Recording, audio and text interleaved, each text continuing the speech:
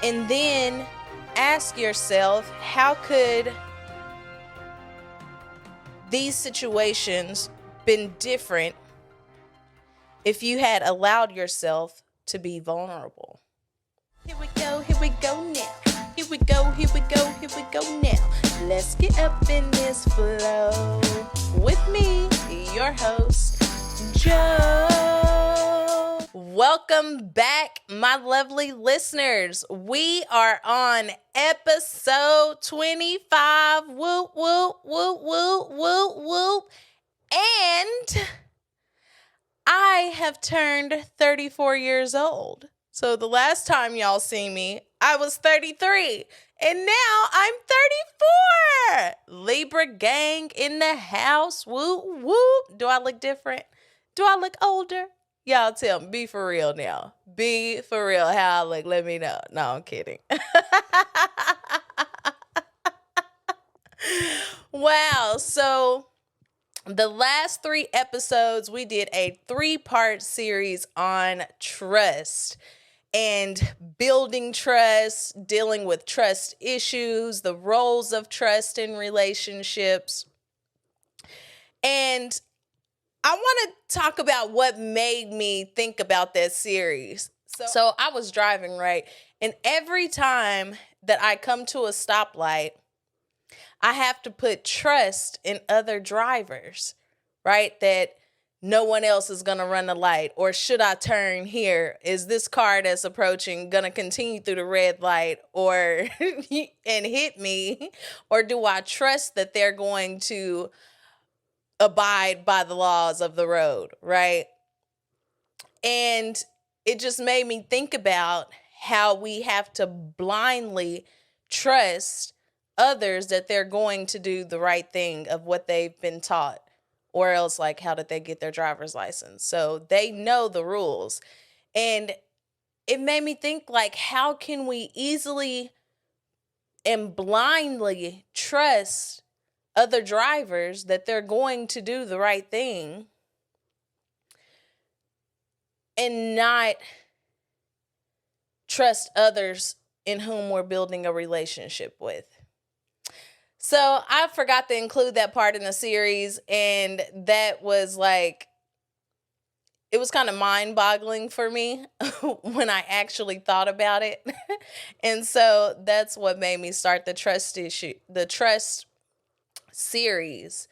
And which brings us to today's episode, when how the power of y'all, vulnerability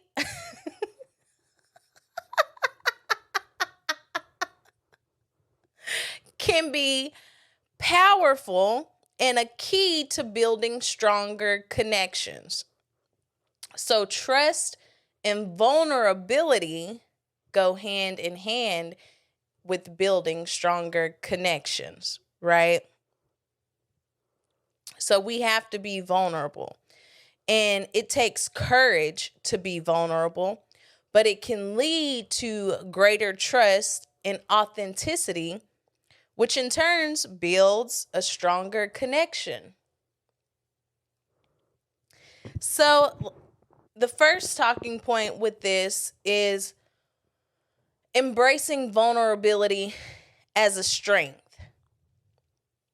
Because there's a huge misconception that vulnerability equates to weakness, when in fact it's actually a powerful tool in building trust and authentic connections. So how do we embrace vulnerability as a strength? One way is self-reflection and awareness. So identify situations in your lives where we have avoided vulnerability due to fear. I want you to reflect on that. And then ask yourself, how could these situations been different if you had allowed yourself to be vulnerable? And also, you can start small being vulnerable, right? So, share something relatively minor or less emotionally charged with someone you trust, like a close friend or a family member. And with this being said, why is it so hard for us to be vulnerable with our close family members? Now, this is something I've been working on too. So, but it's I guess because of what I said earlier, because it seems like a weakness. But it's not, and it's okay to start small and just start expressing bits of vulnerability in those conversations and see what happens. See if the conversations go to the next level with that close friend or that family member. And then you can gradually, like once you get past that uncomfortableness of starting small and stretching outside of that comfort zone, gradually work up to more significant and sensitive matters. And see what happens with the relationship. You'll build stronger connection. The relationship will become stronger. And vulnerability is not only about sharing hardships, but also revealing authentic emotions, dreams, and desires. Like a lot of times we struggle telling a friend or a close family member that we love them. But who's to say that that family member or yourself will be here tomorrow? Will be here within the next few seconds. So why not be vulnerable in expressing your emotions or your dreams or desires?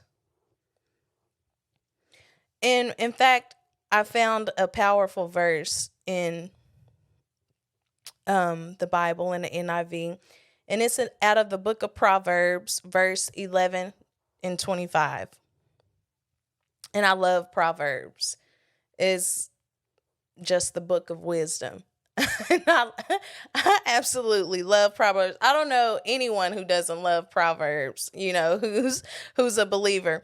But it says, a generous person will prosper.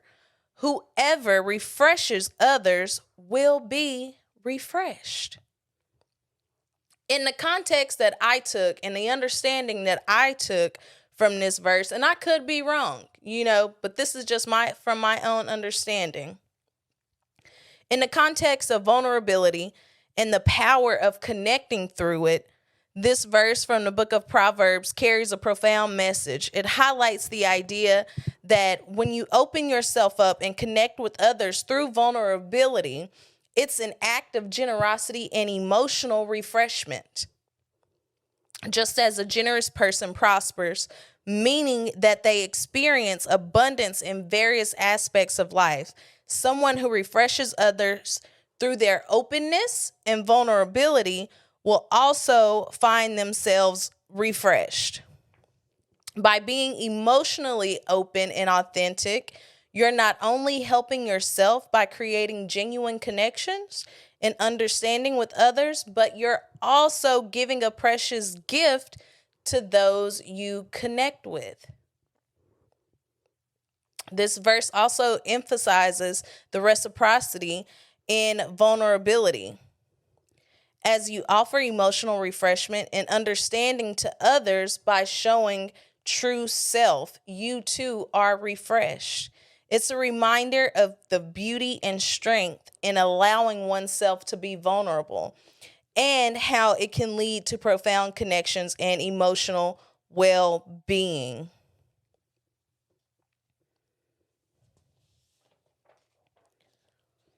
And so we talked about fear in being vulnerable. So let's talk about how to overcome the fear of vulnerability. Let's identify our specific fears. So pinpoint your individual fears related to vulnerability. Because once you've identified, you can work on addressing these fears specifically, which is less overwhelming than dealing with a generalized fear. And also, we want to practice self-compassion and self-kindness. Because often the fear of vulnerability arises from self-criticism and judgment. So let's treat ourselves with the same kindness we would offer a friend in a vulnerable situation. And we also want to establish boundaries, because these can often, when we are vulnerable, sometimes it can be taken advantage of and used against us, men and women alike. And it can be manipulated against us. But be open to it. Because as you break down that wall, you're opening yourself up. And it's okay if it does, we do get taken advantage of and we do get manipulated. Just know how to handle the situation. But you can also establish boundaries.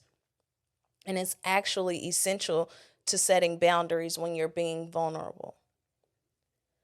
And understand that we control the extent of which we reveal our emotions and our personal stories. So express your boundaries in a clear, respectful, and assertive manner. So with this episode, I want you to look at vulnerability as the light switch in a dark room of connection. Let's imagine ourselves in a dark room and you're trying to connect with someone. It's impossible to see or understand each other fully in darkness. This darkness represents emotional barriers and walls that we often build around ourselves out of fear. Now picture the vulnerability as the light switch on the wall. When you summon the courage to be vulnerable, it's like flipping that switch and suddenly the room is flooded with light. You and the other person can see each other clearly, flaws and all. And the light reveals the beauty in your authenticity and the depth of your emotions. It allows you to understand each other better and connect on a deeper level and navigate the room of connection with confidence. Just as the light dispels darkness, vulnerability dispels emotional distance, fostering genuine connections and understanding. Let me know what you all thought about that episode. Make sure you follow us. And as a birthday present to myself, or as a birthday gift to me from you all, share out the Flow with Joe podcast. Share a clip with someone from social media. That would be greatly appreciated. And that would be a lovely, lovely gift. So please follow Flow with Joe Pod on all platforms and make sure you hit that follow button wherever you are listening to your podcast, and also leave a review. All right. Thank you for tuning in and giving me your most precious gift, and that is your time. Toodles, my beautiful poodles. Right. This part of the show is sponsored by the Flow with Joe podcast. And I want you all to go over to Amazon.com, barnesandnobles.com and purchase my new children's book, Tooth Fairy's Legacy. This is my baby, and I hope your children will enjoy this book as well. It's for 3 to 5-year-old children, and if older children are beginning to read, they will probably enjoy the book as well. But in this book, it teaches you to listen to your child, see your child and how they're acting, and to validate their feelings. We oftentimes, as parents, will want our children to chase a dream that we want for them, but our children may have other things in mind. Are you going to support that and listen and validate? Or are you going to continue to push them in a direction that you want them to go? Right? So go ahead, head on over to Amazon.com, barnesandnoble.com, and get Tooth Fairy's Legacy. This is the beginning of a series. So for me to publish the next book, I need these books sold out so I can publish the next one. Hey. And please share Flow with Joe podcast with a friend. Hey boys and girls, thank you for watching my mom's channel. Don't forget to like and subscribe and hit that bell. And I'll see you later. A Monday, always a Monday.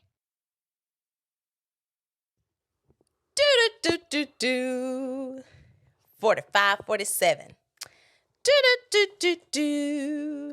45, 47. Hey.